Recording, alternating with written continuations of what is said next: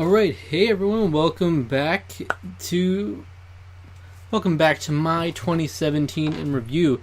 Today we're going to be talking about video games. You might have heard of them.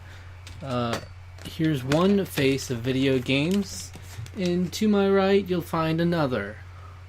To my right, your left, my right, there's another one, and then there are a couple others down here. All behind me you see video games. And there's video games in every molecule we breathe. Video games are fun, first and foremost, and there's something that I do as well.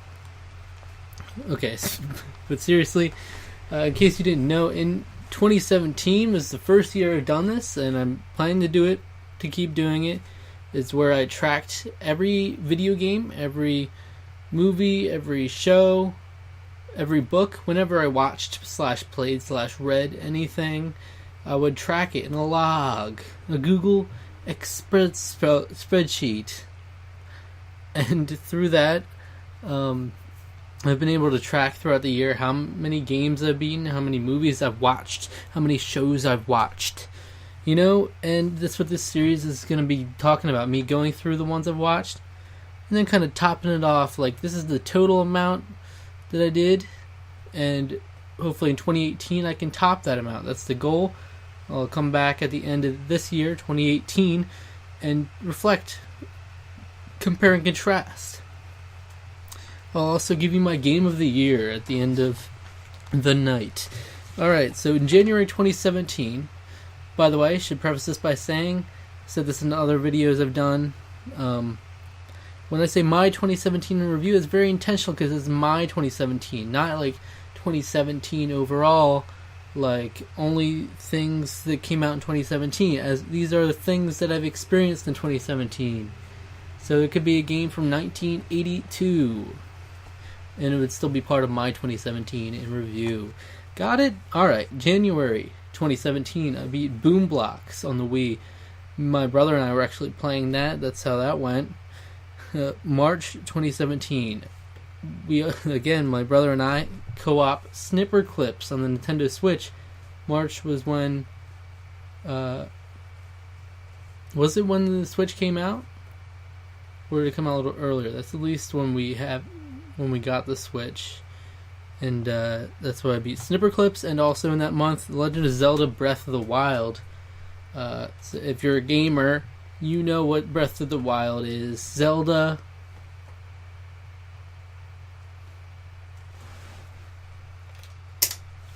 Here's Zelda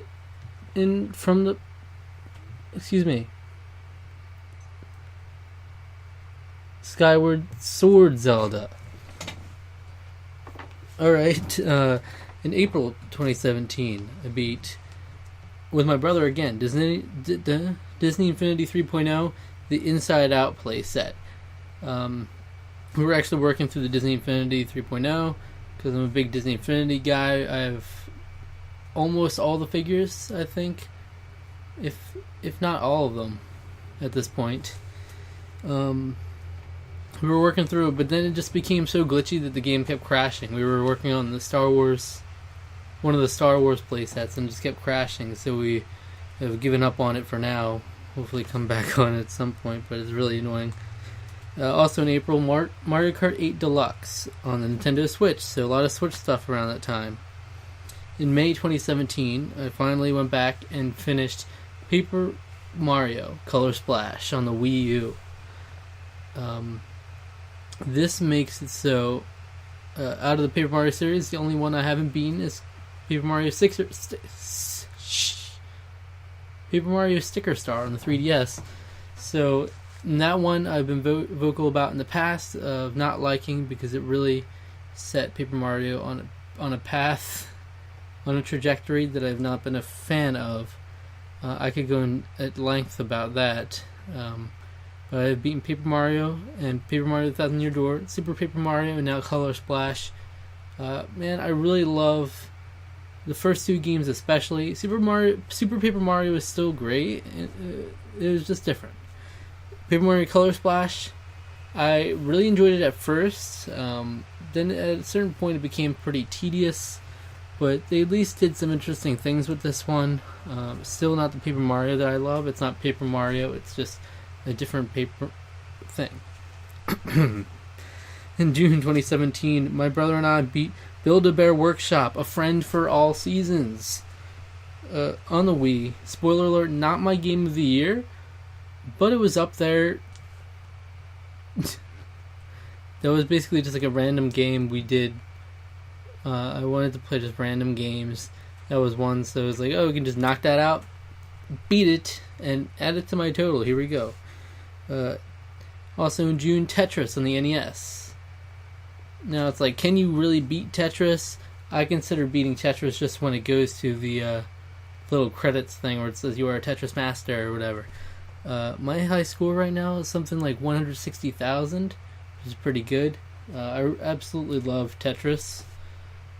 It's a timeless classic, and NES is probably the it's the most definitive version in a sense.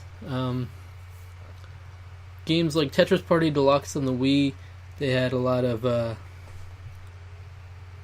like different features that were kind of like party features, stuff like that. But at its core, it was a very solid.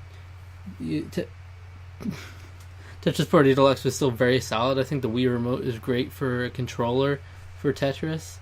But yeah, you can't go wrong with Tetris on the NES for sure. I actually remember I used to play Tetris a bit on. We had like an emulator during our Java class back in high school, and I would throw Tetris up on there sometimes. But I've just become a big Tetris fan over the past few years. Also in June 2017, ARMS on the Nintendo Switch beat the what was it, the arcade mode, the story mode, I forget what it was. But man, that game is really challenging, but I can see why people really get into it. There's a lot of finesse that goes into playing that game well. And September 2017, this was when I started the Book of Backlog series, which has since kind of been canceled. But a testament to that series is that the next 3 games are all from that series. They got me to beat them. Mucha Lucha Masquerade as the Lost Code on Game Boy Advance. An awful, awful game through and through. Rock Band Unplugged on the PSP. Solid. It worked surprisingly well for the PSP. I wasn't expecting it to feel good at all because, the whole appeal of Rock Band and Guitar Hero was to actually feel like you're playing on the instruments. And in October 2017, The Bigs on PlayStation 2, which is a game I never would have played if it weren't for Book of Backlog, but it proved to be incredibly challenging, very frustrating at parts, but ultimately it was very rewarding when I beat it in the end. It just became tedious, and it could have been something better if they had shortened it. In November 2017, I beat Super Mario Odyssey on the Nintendo Switch. Odyssey, you see. And then another co-op thing with my brother, Rayman Legends Definitive Edition. I'd been wanting to... I remember Rayman Origins back in 2010.